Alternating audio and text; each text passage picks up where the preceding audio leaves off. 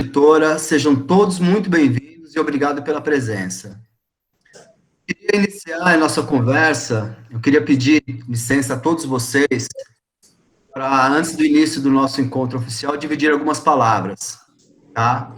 Na verdade, eu quero compartilhar com vocês 3 afetos.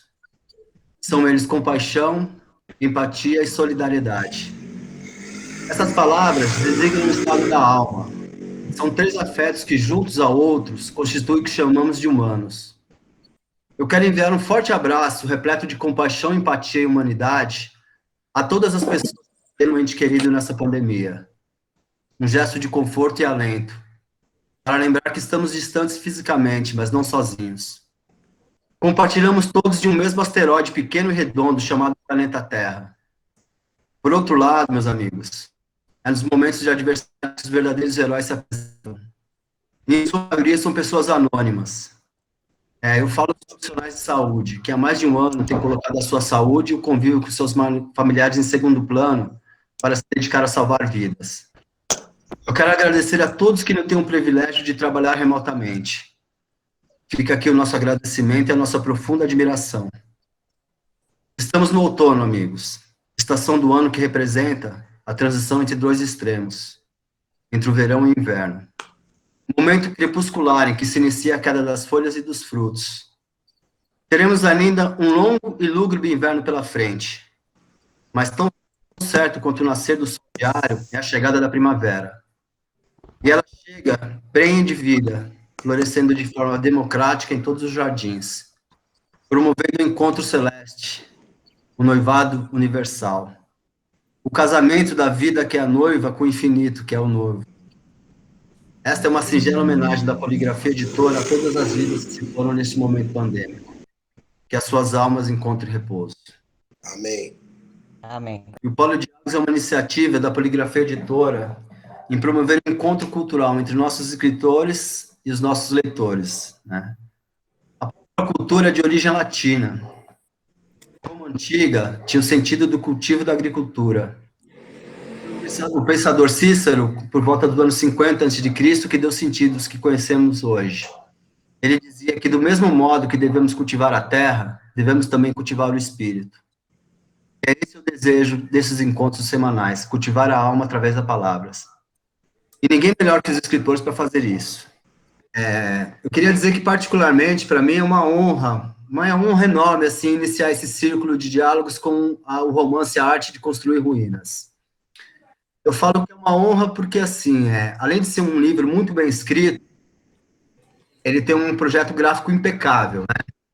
Eu acho que o Paulo Barcelos, ele já mostrou aí, ele pode confirmar, né? É um livro muito bonito mesmo. Então, eu queria muito agradecer a todos os profissionais que participaram da edição desse livro. Eu queria parabenizar a editora-chefe, a coordenadora editorial Marluce Lukianochenko.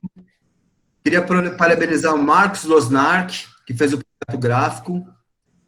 Queria parabenizar também o artista plástico, Cláudio Francisco da Costa, que fez a imagem da capa. Luiz Alberto da Silva, que fez a diagramação.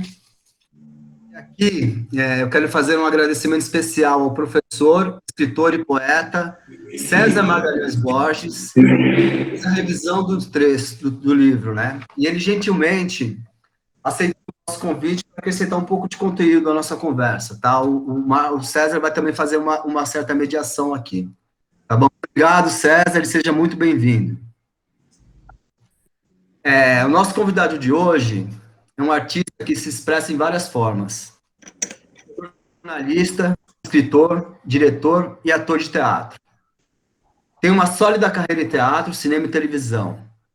Atualmente pode ser visto nas Magníficos 70, da HBO, Pacto de Sangue, do canal Space, Netflix, Um Contra Todos, da Fox, e mais recentemente na série Verônica, de Construir Ruínas, pela editora Poligrafia.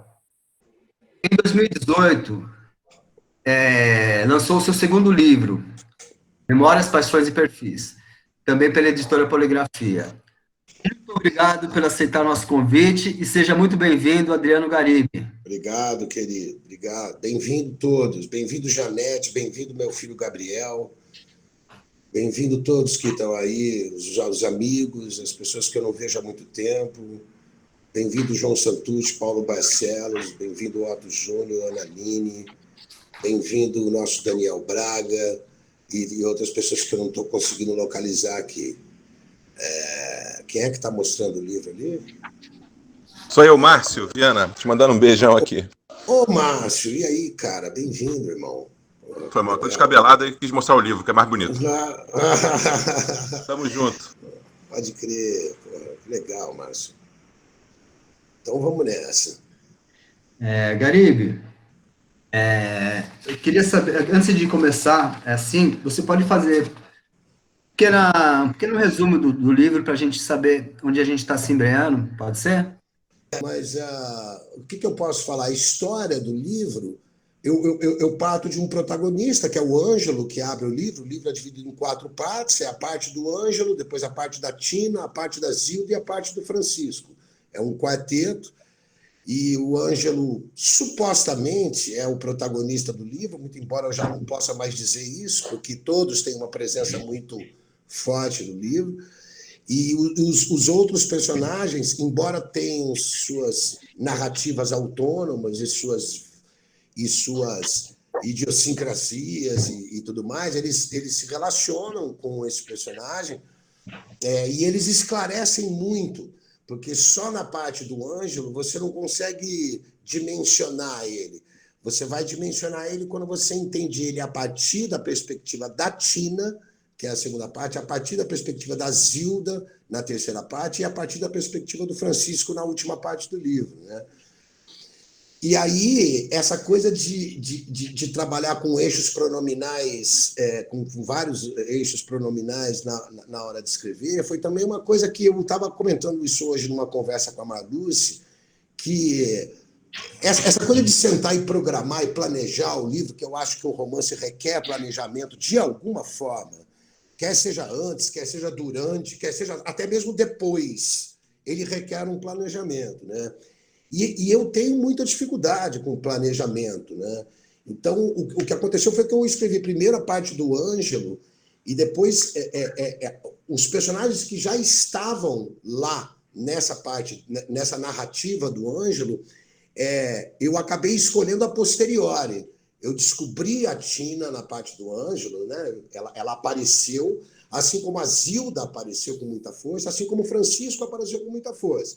Entre outros personagens, mas esses 3 se destacaram. Então, foi nesses 3 que eu decidi investir, né? E aí eu fui descobrindo possibilidades. No Ângelo, eu fico na primeira e terceira pessoa, né? Ele narra em primeira e terceira pessoa, e a alternância entre primeira e terceira pessoa é uma alternância que se dá sem aviso prévio. Aí, quando chegou na Tina, como é um fluxo de pensamento contínuo, é uma mulher pensando, na verdade, né? Então, ela é um fluxo contínuo, sem pontuação, em primeira pessoa, né? Depois, na Zilda, ela é quase um espelho do Ângelo, porque também eu uso a primeira e a terceira pessoa, a primeira e a terceira pessoa do discurso, também com alternância entre uma e outra, sem aviso prévio também, muito embora essa seja uma convenção bastante comum, não há nada demais nisso. Qualquer leitor médio consegue se familiarizar com essa convenção com facilidade, né? E depois, no Francisco, que é a última parte, eu decidi, e não sem razão, né? Eu decidi fazer a segunda pessoa, né? Quase como se alguém estivesse dizendo para ele quem ele é, né? Então, como ele é um personagem mais escorregadio, a gente não sabe direito quem é o Francisco, né? Tem todo um mistério na história de vida dele e tudo mais. Então, eu decidi colocar em segunda pessoa, né? Tem alguém dizendo para ele o que aconteceu com ele, né? Você esteve na casa do seu pai, aí você encontrou a sua mãe lá, e aí os seus irmãos apareceram e tal. E esse é um eixo dificílimo, né? Eu confesso que ele foi super espinhoso, assim, que eu achei que que eu ia tirar de letra isso, mas eu apanhei, né, como sempre. Mas no final eu acho que quando você... tem gente que me fala, eu adorei tal parte, eu adorei tal parte, o que me parece extremamente válido também, mas acho que o livro, de alguma forma, ele se faz na articulação entre as 4 narrativas, né? Então, como a minha primeira ideia era escrever um livro ruína mesmo, né? Um livro que tivesse sido achado em escombros e cujas partes estivessem desordenadas, né? Como se você tivesse achado um livro numa ruína e estivesse tentando montar ele e fazer com que ele tenha um sentido. Era essa o meu primeiro projeto. Um projeto que eu acho extremamente pretensioso e que eu não consegui. Na verdade, eu não consegui dar conta dessa primeira ideia. Eu falo isso no prefácio também. No final das contas, eu decidi apresentar o Ângelo de um modo que não de um modo que é extremamente parcial, né? Você fica cheio de dúvidas, e redimensionar o personagem a partir das outras 3 narrativas e dar, nas 3 outras narrativas, criar uma autonomia para os outros 3 muito grande também. A Tina tem uma autonomia enorme, independentemente do Ângelo, assim como a Zilda, assim como o Francisco, né? E é claro que eles se relacionam, o que eles têm em comum é que eles vivem na mesma cidade, que é supostamente um bairro de uma cidade grande. Esse bairro de uma cidade grande, ele tem uma característica de cidade do interior, né? Você tem tudo naquele bairro, né? Como se vê muito em São Paulo e em tantas outras cidades grandes, né? São Paulo, Rio, Cidade do México, Nova York. Curiosamente, tem um personagem que é o Francisco, que é o único cara lá no final do livro que vai rodar o mundo, né? Então, Francisco é quase um road movie literário, né? Quer dizer, ele sai desse bairro para o mundo e depois volta para esse bairro, né? E não sem razão, ele é uma espécie de antena, ele é uma espécie de quase sábio desse quarteto aí, né? E eu estava dizendo para a Maluz também que tem, acho que tem 4 características básicas em cada parte dessa. Tem uma palavra que me parece decisiva, assim, né? Na parte do Ângelo é a crueldade, porque ele é extremamente cruel consigo mesmo e, portanto, com os outros. Na parte da Tina é a ansiedade, porque é essa cabeça dela que não para e que não chega a um termo, não chega a nenhum termo, né? E que no final sofre um surto, uma espécie de surto. A parte da Zilda é saudade, porque ela está o tempo todo com saudade dela mesma, né? Ela tem uma nostalgia dela quando era jovem, que está muito presente ali, né? Ela se perdeu dela, né? Ela chega a dizer assim: se me perguntassem que tal esse seu destino, eu diria, não, eu estou desapontada, né? A Zilda não aceita o destino dela de forma nenhuma, né? E há uma tragicidade implicada nisso aí, assim como há uma tragicidade também nesse surto, quase surto psicótico da nossa Tina, e há também uma tragicidade em todas as impossibilidades que estão implicadas lá na parte do Ângelo. E a parte do nosso querido Francisco a gente chama de felicidade, porque isso é um cara que sabe viver a vida, né? É um cara que põe a vida a um termo que nada tem a ver com o racionalismo né, com esse caráter mais racional do Ângelo, tampouco com o caráter mais passional da Zilda, né?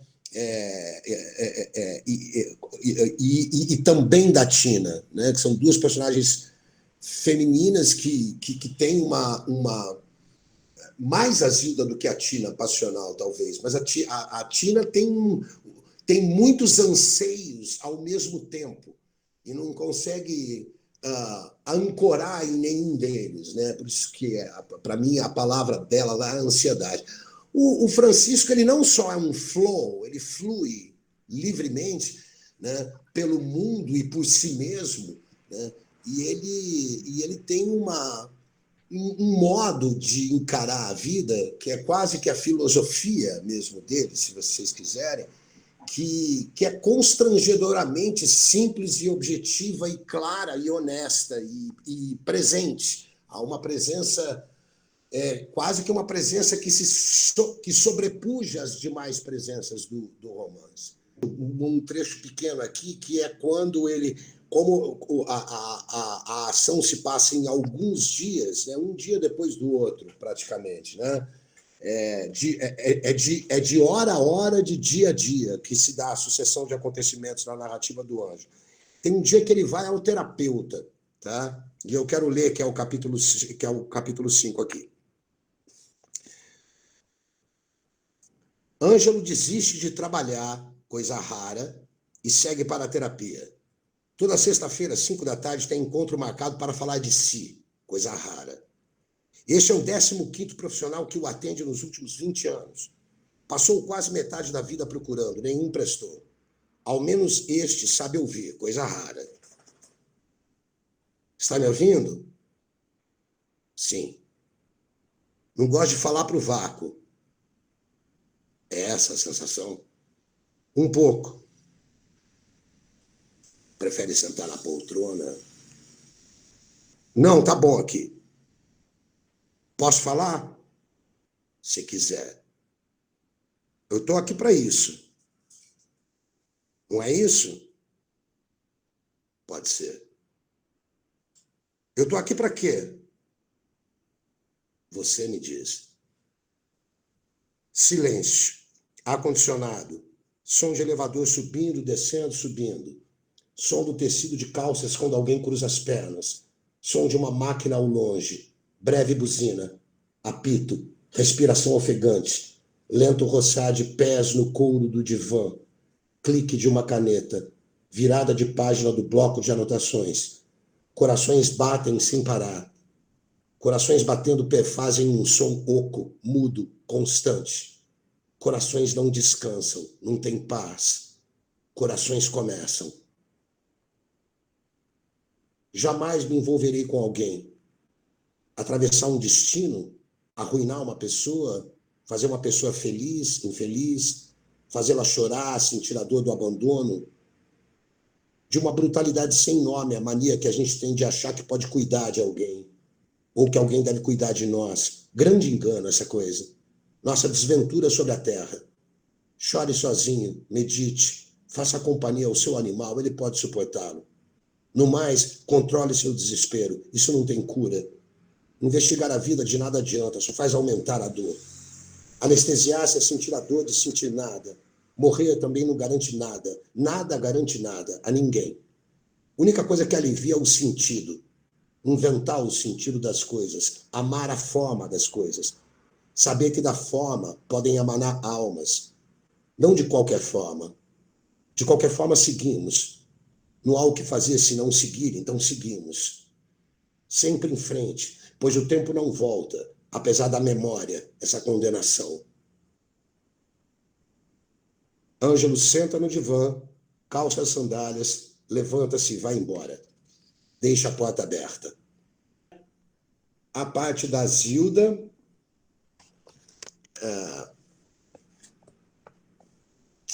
em que ela narra o romance dela, o momento em que ela tem um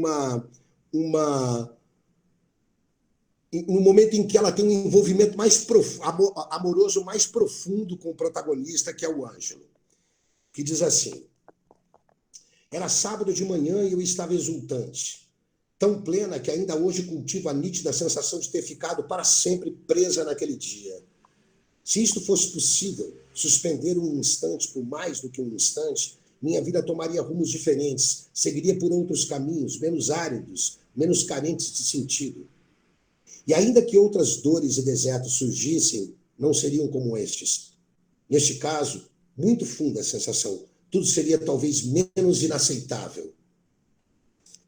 Se me perguntassem, está bom esse destino para você? Prontamente responderia, não, não está, estou desapontada. Ângelo me ajuda na cozinha. Assamos um cordeiro. Ele prepara com zelo molho de hortelã. Decidiu raspar a cabeça na noite anterior. Sua testa brilha ao sol. Conversamos animadamente enquanto bebericamos a boa cachaça que ganhei do vizinho. As meninas não estão em casa. Na noite anterior fizeram campanha para me convencer a deixá-las dormir na casa de uma amiga. Por sorte, conseguiram me dobrar. No andar de cima, Augusto cuida de Agenor, acamado por causa de uma virose.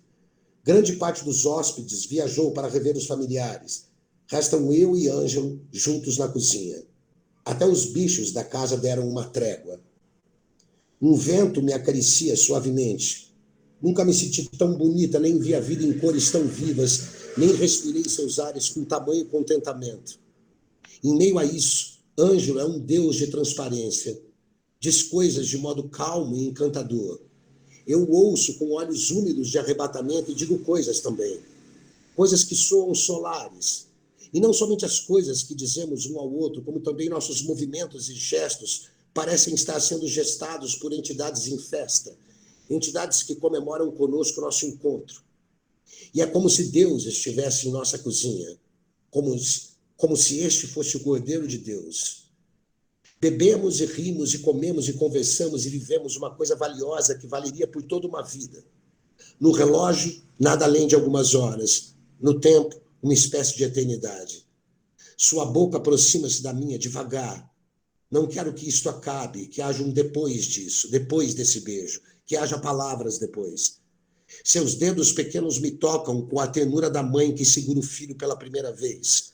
O cheiro de hortelã nele, um pouco de embriaguez, mas na exata medida em que isto nos eleva e em que isto nos entrega, em que isto nos afaga e em que isto nos arremessa. Seus pelos, meus cabelos, nossas contrações lentas, imperceptíveis, olhares, toques, sabores, aromas de secreções sagradas, comoções, e a terra, e o cheiro de terra, misturado com palavras gráceis, rápida vertigem, e parece que som de cordas, cítaras, algo como um deslocamento, uma prece, que parece querer engolir o outro. Um ser só em evolução no espaço, e um sol branco aquecendo as coisas no chão, nós cobertos de terra, a saliva de terra, o gosto dele de pedra morna, meu gosto, sem cheiro, sem rosto, só uma coisa que cria uma miragem, que é de outra natureza, mas outra não há. O que há somos nós, e o mundo foi pelo ralo.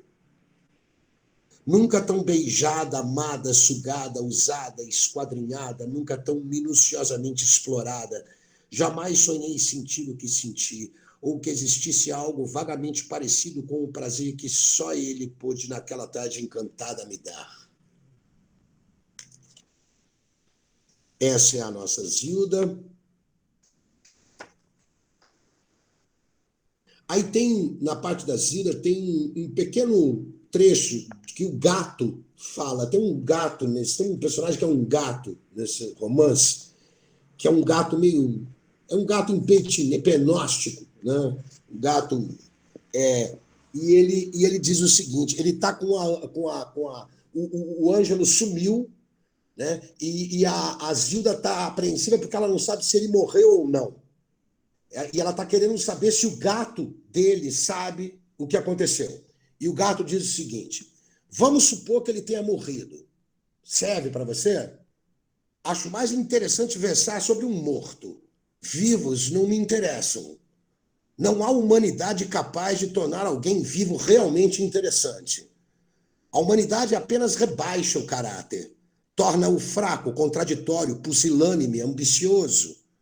Há quem diga que isto é encantador, o fato de o homem ser exatamente o que é, um poço inesgotável de concupiscência. A ansiedade humana me faz cócegas. O homem, apenas um escravo de seus mais baixos instintos. Já um morto, o morto não tem desejos. E ainda que se fale sobre os desejos de um morto, há nisso mais dignidade do que versar sobre as aspirações de um vivo. Por uma razão razoável. Os desejos de um morto são sagrados, pois jamais serão realizados. Ou, no máximo, foram parcialmente realizados. O que dizer, no entanto, dos anseios de um vivo? Não passam de sonhos alquebrados, se muito. Nosso herói morto tem a glória de ter desejado a ruína, síntese máxima de um projeto de desejo. Se, todavia, estivesse vivo, o que seria isso? O que seria, no caso de um herói vivo, ansiar? O que seria, no caso de um herói vivo, ansiar por ruínas? O mesmo que dizer que ele cultiva a dissolução do desejo, a decomposição do desejo em suas partes constitutivas, como um cientista decompõe o átomo para ver do que é feito e sempre encontra partes cada vez menores, sempre divisíveis. De outro lado, com o nosso personagem morto, podemos inferir que o que ele queria, no fundo, era apenas o fim do desejo. E veja que, para um morto, isto é totalmente plausível, já que seus desejos são enterrados na mesma cova. Já para um vivo, ansiar pelo fim do desejo soa irrisório, risível, fútil, covarde. Não há atestado de ambição e pavor mais frívolo do que ansiar pelo fim dos próprios desejos. Para um morto, uma realidade irrefutável. Para um vivo, a estúpida utopia. Esse é o nosso gato terrível, Kafka, né? É o gato do Ângelo, um gato chamado Kafka. O Gari, Oi. todos os gatos são terríveis nesse seu livro. Todos. São dois, né? Na verdade, é um gato e uma gata, mas a gata é uma participação pequenininha, né? Fundamental. O gato protagonista aí é o gato do Ângelo, que é esse Kafka, que é esse cara que perturba ele, né? Que está o tempo todo questionando ele, né? Está o tempo todo trollando ele lá, né? Adriano, eu queria abrir agora para a participação de todo mundo, tá? Eu queria saber se o César poderia começar. Fica à vontade, César. Legal. Olha, começar um pouco descontraído aqui. Garibe, eu adorei esse quadro que está atrás de você aí. É do Cláudio Francisco da Costa, que está aqui, esse quadro. Que bacana. Belíssimo quadro, viu?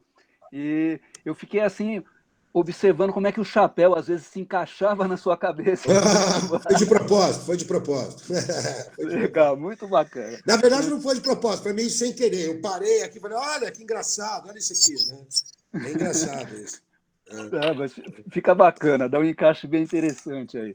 Mas, cara, é o seguinte, lendo o teu romance, a gente percebe muito do teu universo cultural, das coisas que te alimentaram como ser humano. Mas eu te pergunto o seguinte, né? Que autores, que escritores você julga assim, que ajudaram a moldar o teu estilo como escritor?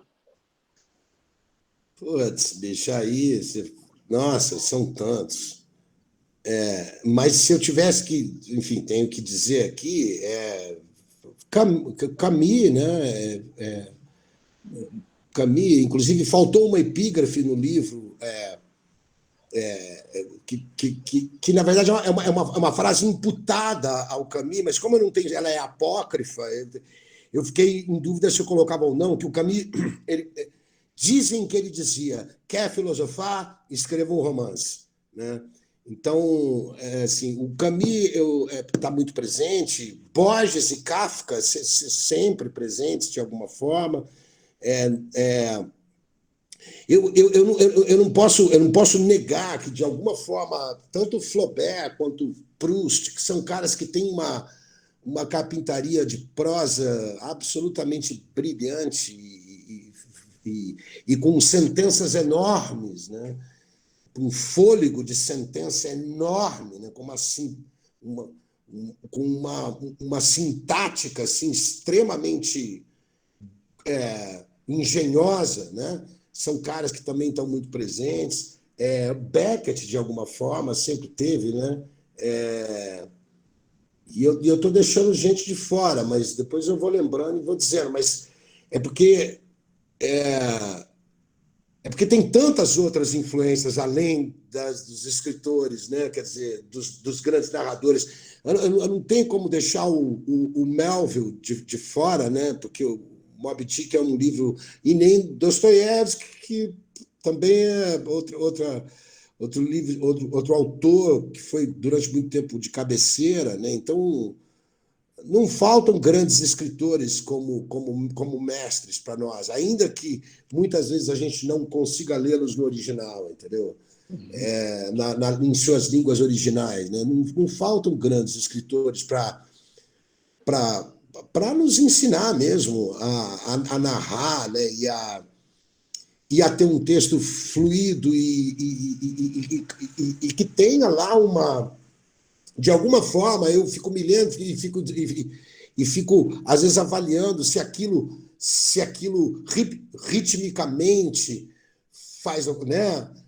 Não só semanticamente, mas ritmicamente, se aquilo faz algum sentido, né? Se aquilo tem uma cadência, se aquilo eu sempre estou escrevendo com a preocupação de que a leitura de quem quer que vá ler não pode ter muito ruído, ela tem que fluir assim muito com muita leveza. E é muito difícil fazer isso, especialmente numa narrativa longa. É bastante difícil fazer isso. Então você está o tempo todo se revisando e o tempo todo se lendo, porque no final das contas a sua avaliação é a primeira que importa, né? Não tem ninguém. Você pode até remeter o seu livro para amigos que podem te dizer coisas valiosíssimas, como sempre, entendeu? Como sempre fazem e tal. Mas, em geral, um ofício bastante solitário e que, inclusive, como eu já disse aqui, depois que o livro vai para a vida e já não é mais seu, é de quem lê, né? Quer dizer, né? Que você espera receber algum tipo de interlocução que também não vem assim com tanta facilidade, não vem com tanta frequência, eu quero dizer. Perfeito. E uma coisa, né? Veja só que coincidência. Hoje estamos numa sexta-feira santa, né? E a exemplo do que acontece com os 4 evangélicos canônicos, né? O seu livro também, ele tem uma mesma história contada sob 4 pontos de vista diferentes. Ficou algum livro apócrifo aí também ou não? Não creio não creio não creio que isso que você está apontando é uma leitura sua. Eu não creio que isso tenha me motivado de forma nenhuma. Mas assim, a pergunta vem mais nesse sentido, né? Porque é claro, né? Mesmo sem sermos assim grandes conhecedores ou leitores da Bíblia, o fato é que é uma história universal que nos acompanha. Então, quando você vê algo segundo o Evangelho de Lucas, segundo Mateus e tudo mais, é quase que inevitável fazer essa comparação, né? De olhar o teu livro e falar, pô, mas aqui então, olha, né? Foram 4 pessoas que estavam participando de eventos, né, semelhantes, mas cada uma tem um olhar para aquilo. Pelo que você explicou logo de início, você assim foi sentindo que cada personagem ali ia se tornando forte o suficiente para ter uma voz, não é? Exato. E é nesse sentido que eu te pergunto assim, ficaria algum personagem de fora, alguém que poderia ter tido mais uma voz e acabou não entrando? Cara, eu acho que o gato do Ângelo Kafka é uma voz muito forte, mas eu acho que não daria para você, quer dizer, tangenciaria demais o livro você criar uma parte lá para ele, né? Eu acho que ele já está presente na parte do Anjo e da Zilda. Então, ele, de alguma forma, ele tem essa quase onipresença aí, né? Uhum. Mas, e o Agenor, marido da Zilda, que é quase que um vilão no escopo do livro e tal, né? É um cara. Enfim, mas ele é uma vítima da vida que escraviza as filhas e a esposa, né? Quer dizer, modo dele de reagir a esse destino terrível que ele teve é escravizando essas pessoas. Mas também não creio que dá uma voz autônoma para ele, né? E, Perfeito. e convertê-lo numa seção do livro seria uma boa. Primeiro, porque você incha demais o livro. Eu acho que o fato do livro ter 200 páginas, digamos aproximadamente 50 páginas para cada narrativa, sempre me pareceu muito, embora isso não tenha sido rigorosamente programado, mas sempre me pareceu um acerto no final das contas, né? No momento em que você vai lá para a finalização do livro, né? Então eu falei hoje para Marluz que, como eu não sou de me planejar muito para escrever, eu preciso escrever pelo menos 4 vezes mais. Então, eu tenho material, até hoje, né? O livro tem 200 páginas, mas eu escrevi pelo menos 3 vezes mais do que isso, entendeu? assim, eu gostei muito do fato de como a Tina flerta com a loucura, o fato de você, exatamente na Tina, então, ter retirado a pontuação, ter rompido assim com a gramática normativa, porque isso coopera muito para passar essa coisa delirante, que você vê que até no momento de você fazer uma leitura em voz alta, É muito difícil. é tão vertiginoso o pensamento dela que fica difícil. Você, É né, em algum muito mais, momento... é muito mais fácil ler mentalmente do que ler em voz alta, né? Do que ler. Agora, em que ponto da tua escrita você sacou que a Tina tinha de ser escrita dessa forma? Você, logo que esboçou o livro, já tinha essa ideia para a Tina? Ou você foi chegando à conclusão disso na medida em que escrevia? Não, quando ela surgiu, ela já surgiu assim, porque eu esbocei as 2 primeiras páginas dela já sem pontuação e sem planejamento. Isso aconteceu. Isso aconteceu. Uhum. E aí eu decidi assumir e eu senti que ter assumido isso foi muito prolífico, porque isso fez com que a narrativa dela andasse num flow e numa velocidade muito intensa. Tanto é verdade que a Tina foi uma das que eu mais descartei material. Eu escrevi muito para a Tina, né? E no final, a Tina é a menor parte.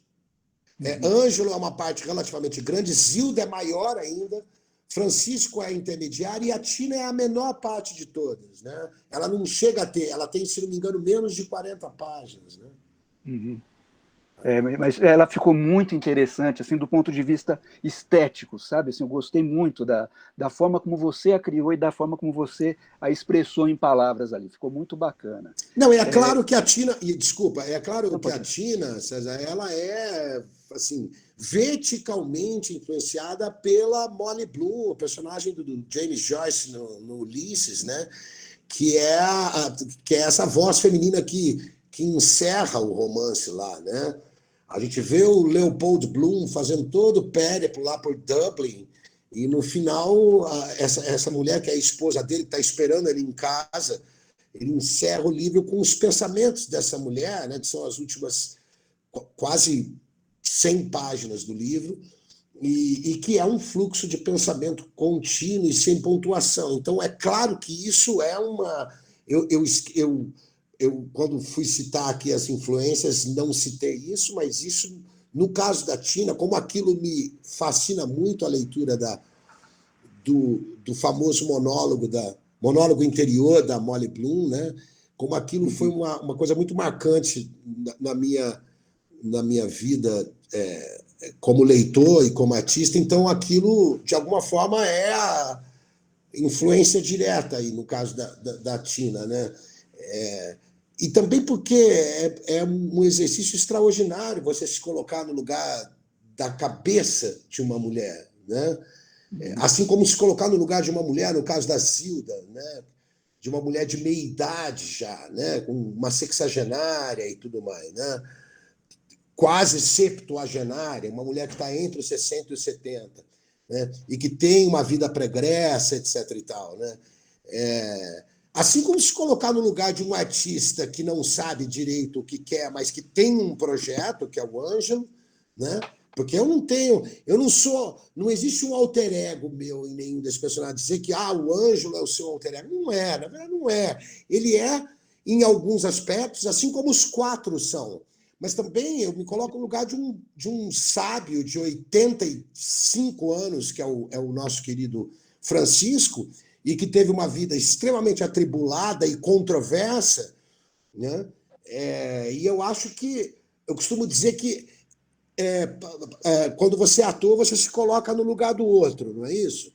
Eu acho que no caso do escritor, essa atividade que é se colocar no lugar do outro para escrever, ela é muito mais profunda e muito mais prospectante, ela é muito mais bruxaria na gente do que atuar, entendeu? Atuar é quase um truque perto de escrever, entendeu? Eu acho que escrever o mergulho que você faz lá no outro, né? é absolutamente profundo, é abissal, é sem fundo. É sem fundo, né? Então, hoje se fala muito em lugar de fala, né? E eu acho muito curioso isso, porque o que o escritor faz o tempo todo é se colocar no lugar de outrem necessariamente. E outrem que nada tem a ver realmente com as suas próprias expectativas. Muito embora seja inevitável que, apesar disso, muito de suas próprias expectativas estejam presentes lá, porque é você que está escrevendo, né? Então, no final das contas, tem as duas coisas, né? Quer dizer, mas as pessoas têm essa curiosidade de falar assim, não, mas esse aspecto da Tina aqui, dessa mulher mais libidinosa, é porque você é libidinoso? Né? Eu digo, pô, também né?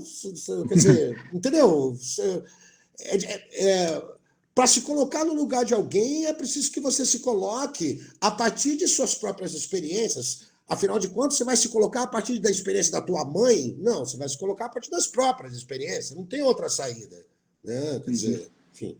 Eu acho que o Rimbaud sintetiza muito bem isso aí naquela frase, Eu eu é um outro. Né? Porque isso, né? Você tem. E, ao mesmo tempo, você também é o leitor, e o leitor é você. Então, é bem interessante esse jogo, né, que se faz na história de que eu é um outro. Né? Você falou do ator. Né? Lendo o teu livro, eu sinto assim, você escreve muito bem. Agora, como o livro ganha força nos diálogos? Você é um grande construtor, um grande escritor de diálogos. Você atribui essa tua facilidade em escrever diálogos à tua experiência na dramaturgia? Não deixa de ser, né? Não deixa de ser. Eu esses dias estava lendo um livro do Mutarelli, que é uma narrativa, é um romance feito só de diálogos. Uhum. Você conhece toda a história através dos diálogos. Não tem uma narrativa, digamos, épica, né? Diálogo, um diálogo atrás do outro. E quando eu vi eu conheço o Mutarelli, quando eu tomei contato com isso, eu falei, porra, cara, você fez um negócio que eu estava querendo fazer, bicho. Ele falou, você demorou, cara. Demorou, irmão. Entendeu? Porque eu me considero um dialoguista, porque existem dialoguistas tão extraordinários, como o Rubem Fonseca, que é outra presença muito grande na minha prosa e tal. Então, são dialoguistas tão habilidosos, né? Não, basta falar em Luiz Fernando Veríssimo, puta que pariu. Que dialoguista extraordinário, só para falar dos nossos, né? Rubem Fonseca, Luiz Fernando Veríssimo e tantos outros, né? É uma lista interminável de grandes dialoguistas. Rubem Braga, Fernando Sabino, é um monte. Né? Tem para todos os gostos e gêneros, enfim.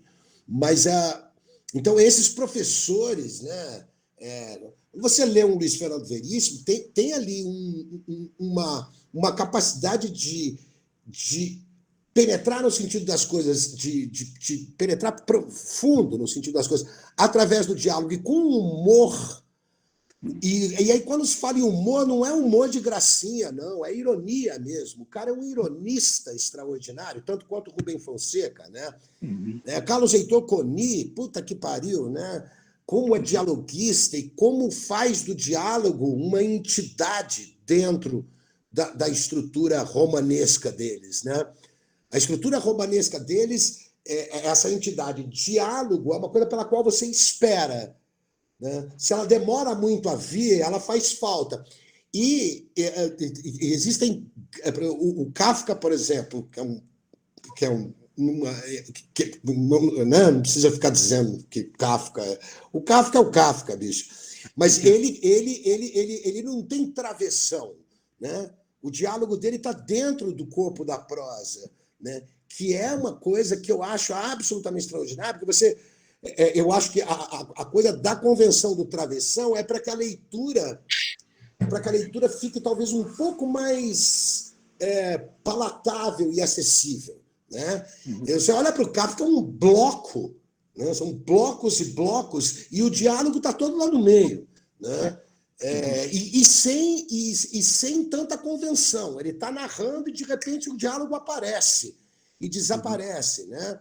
E são diálogos que têm uma vida muito grande, porque o problema do diálogo é quando você escreve ele de maneira assim muito causa e efeito, causa e efeito, causa e efeito, causa e efeito.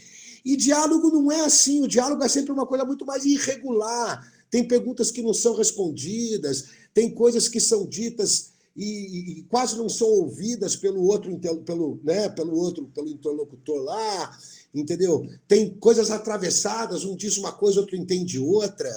Diálogo não é, o diálogo literário, assim eu entendo, ele não tem que ter essa norma, digamos, convencional, excessivamente convencional, e, para mim, deleteriamente convencional, de causa e efeito, que nenhum diálogo é assim, né, cara? Perfeito. Nenhum verdadeiro, não é verdadeiro, mas nenhum diálogo real é assim, tão bem talhado. Então, me incomoda o diálogo bem talhado. E, às vezes, eu olho para os diálogos mesmo e falo, pô, mas isso está muito bem talhado. Como é que a gente faz para quebrar um pouco, né? Para desaparecer com isso.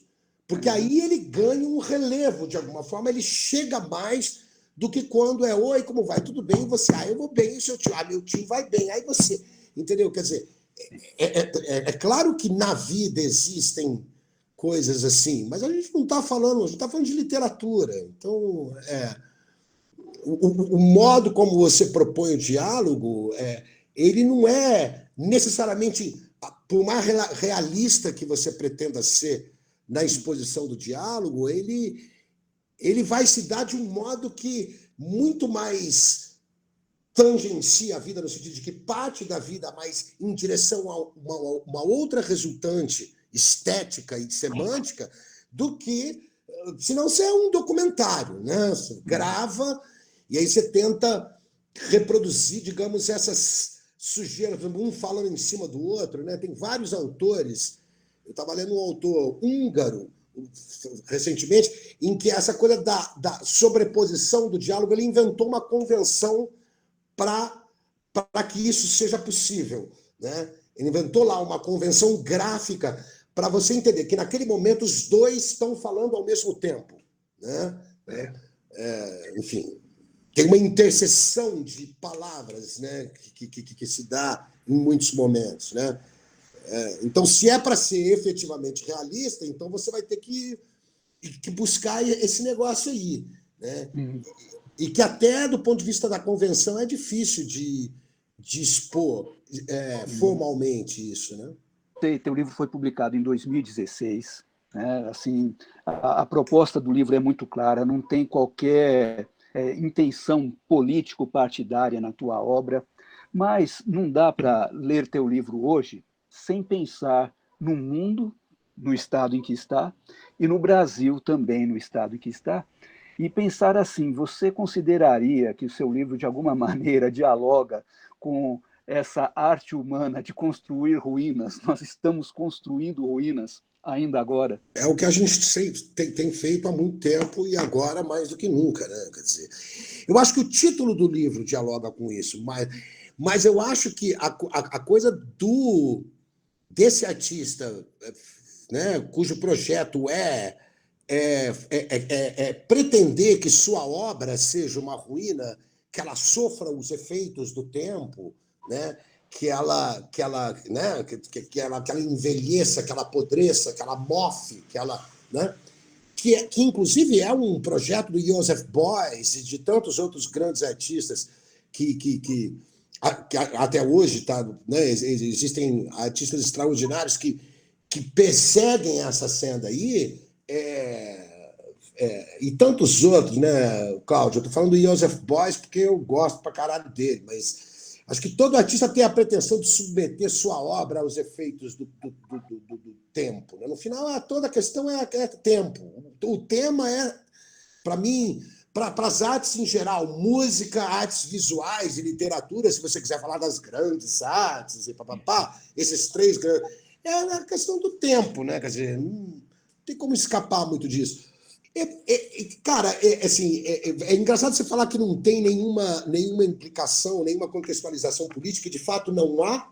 Eu acho que não há, mas o título fleta com isso, porque o que o Ângelo faz é construir suas ruínas e assumir suas ruínas como um seu legado, né?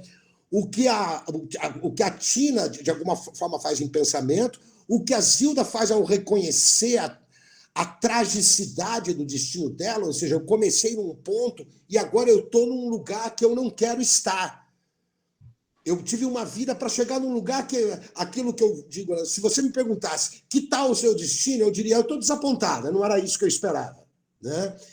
E o nosso Francisco, que faz isso de um modo que me parece muito positivo, se eu posso dizer assim, porque a questão da história para ele não é o que você deixou, não é a coisa do seu legado, mas o que essa experiência trouxe para você no momento presente que você está.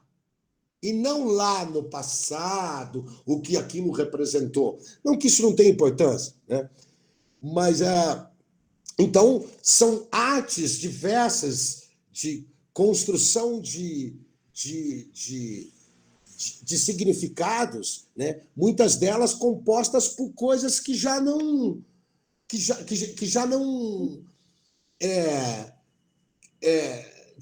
coisas que já perderam o seu sentido original, né? Que já foram corroídas por outros sentidos, né? Que já foram invadidas por outros sentidos, né? Essa é a ruína e tal, né? Eu acho que o que resta é a titulagem, né? O título do livro, de alguma forma, pode fletar com esse nosso momento, que é o momento em que a gente está enterrando muita gente e que a gente está em luto por muita gente e tal, né? E isso, obviamente, fala de um modo brutal e cruel, como sempre, da coisa do tempo. A gente também conta com o tempo para poder superar isso, né? A gente está contando com o tempo, né? Deixa o tempo transcorrer para que isso, de alguma forma, se resolva. Né? É claro que as coisas não se resolvem sozinhas. Né? O tempo é fundamental, mas é preciso que a gente se articule também, que a gente tome vergonha na cara e tantas outras coisas assim. Né? Eu não saberia te responder assim. Eu um pouco contava com essa pergunta, mas não saberia dizer aonde é que eu acho que essa obra que dialoga com esse Brasil de hoje, como disse o Luiz Fernando no começo da conversa, eu não só não estou em condições de fazer agora, por razões óbvias, né, porque a gente não consegue enxergar o que está acontecendo de fato, porque a gente está no meio do olho do furacão. Né? Mas vai levar um tempo para a gente ser capaz de expressar o momento presente, talvez. Pelo menos na literatura, assim creio. Né? Legal.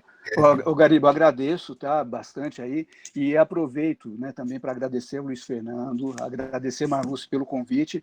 Gostei muito de ter conversado sobre essas coisas com você e quero publicamente, mais uma vez, parabenizar você pelo livro. Você é muito gentil, César. Muito obrigado. Eu é que agradeço o auxílio luxuoso da sua revisão. Agradecer muito, né, a participação de todos vocês. Eu acho que nessa sexta-feira, embora, né, a gente tenha todas as nossas restrições, mas é uma sexta-feira, né, é um feriado, e, enfim, foi incrível, né, a participação de todos vocês. Eu acho que é muito legal essa presença aqui, essa troca. Eu espero que a gente possa fazer vários outros, inclusive com o Garibe, com a Rosa também, que estava aqui, estava a Isabel. Queria ouvir o Garibe um pouquinho sobre o que ele achou dessa experiência. Eu acho que foi uma abertura ótima para a gente. Foi maravilhoso, só tenho a agradecer a vocês todos por isso aí, ao Luiz Fernando, a você, Marluce, pelo crédito, né? Desde o começo lá, desde o momento que vocês leram a Arte de Construir Ruínas e acreditaram no projeto e se animaram e tal, né? Foi inclusive uma indicação do meu amigo Guilherme Sima, Sim.